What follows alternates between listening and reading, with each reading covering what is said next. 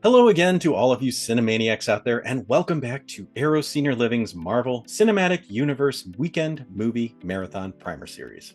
My name is Aaron Neeson, Arrow's Visual Media Director, and I am your guide through this marathon, preparing you for the movies you are going to be enjoying those weekends with tips on important events and characters you will be seeing. Today, we are laying the groundwork for Thor, The Dark World, the ninth movie we are watching in this series. We just watched Iron Man 3, where we saw Tony Stark face off against the Mandarin, who wasn't who we believed him to be at first. It turns out that Aldrich Killian was the mastermind behind the Mandarin and his reign of terror.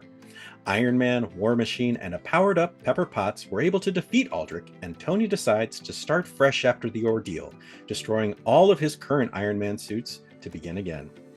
He also dealt with his PTSD from the Battle of New York City against Loki and the Chitauri invaders.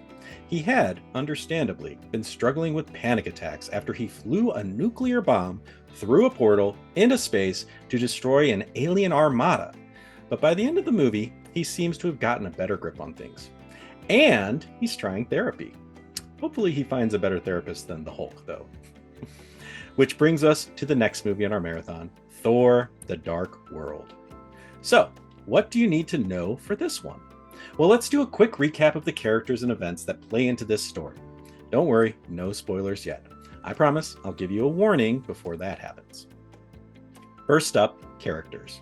We have Thor, God of Thunder, Prince of Asgard, brother to Loki, and son to Odin and Frigga. Loki, adopted brother of Thor, the god of mischief, and perpetrator of the invasion and attempted conquering of Earth. Odin, the All-Father, king of Asgard, father to Thor and Loki. Frigga, queen of Asgard and mother to Thor and Loki. Lady Sif and the Warriors Three, Volstagg, Fandral, and Hogun, friends and companions of Thor. Heimdall, a powerful god and gatekeeper of the Bifrost. Jane Foster, astrophysicist and love interest of Thor. Darcy, assistant to Jane, and Dr. Eric Selvig, astrophysicist and mentor to Jane. When last we saw Thor and Loki, the Battle of New York City had ended, Loki had been defeated, and the Chitauri aliens and their armada were neutralized. We then saw Thor take Loki and the Tesseract, a powerful cube of mysterious energy, back to Asgard, which is where Thor, the Dark World, will pick up. Okay, now you know the major players in the movie, so it's time to do some plot primers. So if you're wanting to go in unspoiled and be surprised by all the happenings in the movie, now is the time to turn this off and enjoy Thor, the Dark World. Okay, everyone here good with hearing plot points? No complaining about spoilers? But we won't spoil everything, don't worry. In the distant past, a cosmic event known as the Convergence occurred, opening portals between the 9 realms. A sinister race called the Dark Elves attempted to use the Convergence as a way of unleashing the Aether, a force of destruction with the capability of plunging all of existence into darkness. The Asgardians thwarted these plans and imprisoned the Dark Elves and their leader, Malekith. In modern times, Thor and his companions have been traveling the 9 realms, battling foes who are attempting to grab power and protecting those in danger. As such, Thor has not been back to Earth since the events of the Avengers, nor has he been with Jane since the end of the first Thor movie.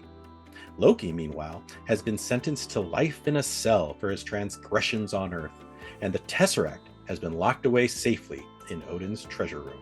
When the Convergence begins to happen again and Jane is accidentally bonded to the Aether, Malekith awakens from a long slumber to seek out the relic and try once again to engulf the universe into darkness. He begins an invasion of Asgard, and Thor must fight to save his people, save Jane, and to save all of existence. That is a broad, general overview of the plot, but there are a lot of fun moments, exciting action, and twists and turns to enjoy along the way. Fun bit of trivia, Malekith the Accursed first appeared in the comics in Thor number 344.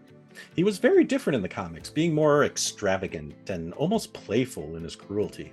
Not too dissimilar from some portrayals of Loki, but very different from his serious persona in Thor, the Dark World. I'm very excited for you all to enjoy Thor, the Dark World. It's a very interesting blend of sci-fi action and fantasy elements that I think work really well together here.